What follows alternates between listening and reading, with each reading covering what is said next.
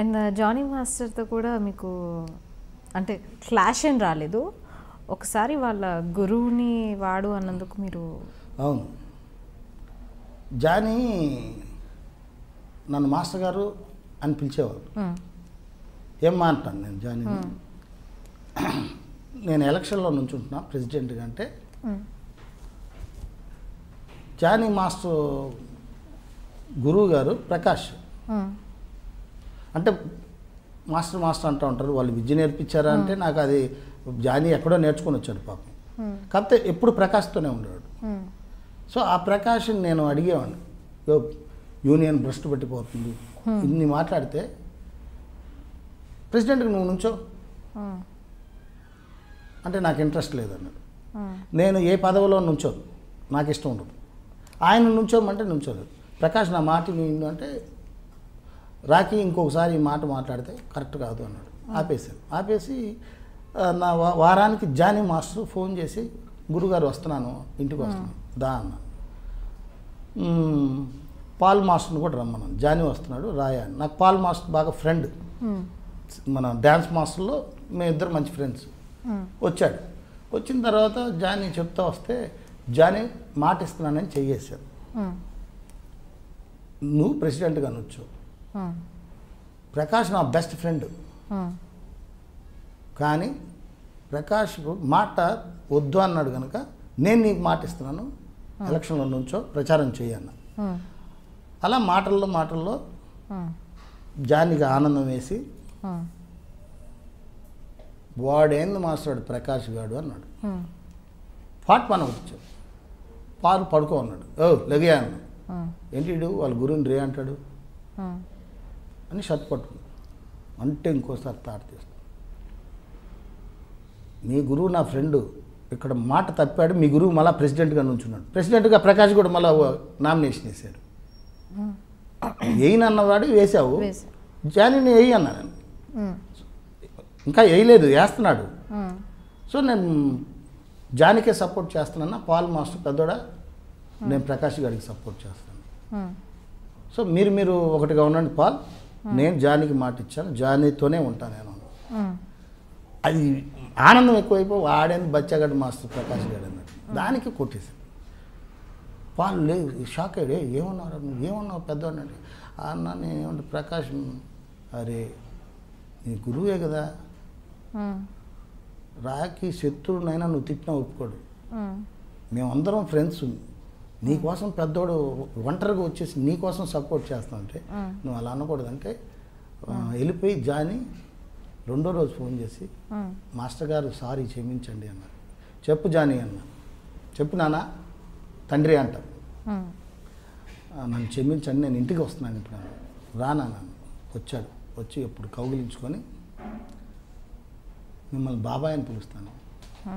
ఏనా లేదు, మా నాన్న చనిపోయాడు, మా నాన్న ప్లేస్లో మిమ్మల్ని చూస్తున్నాను అన్నాడు. చాలా ఆనందం వేసింది నాకు. తర్వాత ఒకరోజు ఇంకా ఏది చంప మీద కొట్టిన దానికి నన్ను ప్రేమిస్తున్నాడు అంటే ఎందుకు కొట్టాను, ఓహో తను అర్థం చేసుకున్నాడు ఆ బిడ్డ.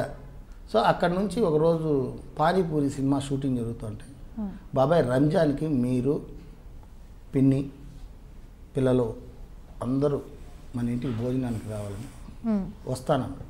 ఎక్కడ బాబాయ్ షూటింగ్ అన్నాడు. ఏదో మాల్లో జరుగుతుంది, సాంగ్ జరుగుతుంది, అక్కడికి వచ్చాడు. కూర్చున్నాడు కాసేపు.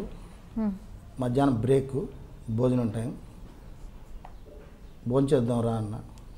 కాదు బాబాయ్ మీరు రాండి అనేసి ఆ షో పెద్ద కాంప్లెక్స్ అది,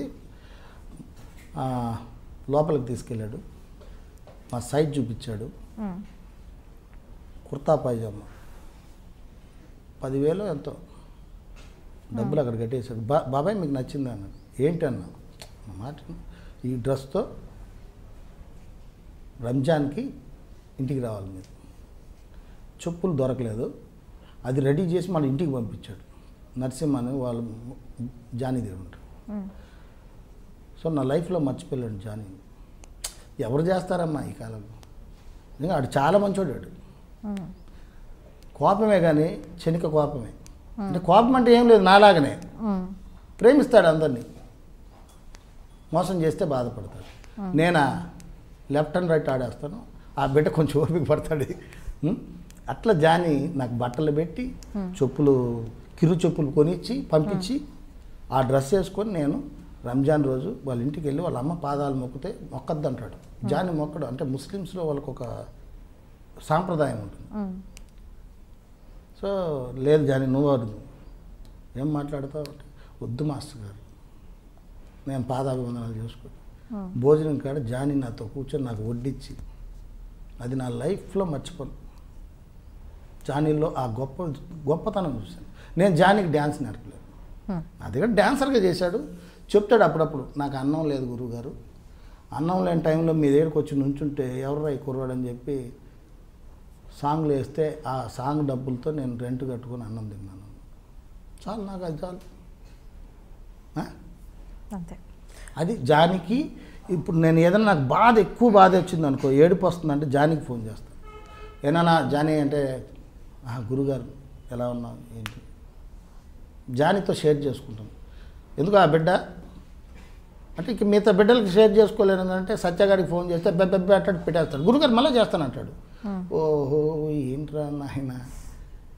ఇక శేఖర్కి ఫోన్ చేస్తే కట్ చేస్తాడు. వద్దు. ఒకసారి బాధ ఎక్కువైనప్పుడు చాలామందికి ఫోన్ చేస్తుంటాను. మా గురువు గారికి అమ్మా నాన్న గుర్తొచ్చినప్పుడు అది మరి నాకు ప్రేమ ఎక్కువైపోద్ది. అట్లా జానీ మంచి హృదయం గల బిడ్డ జానీ కూడా.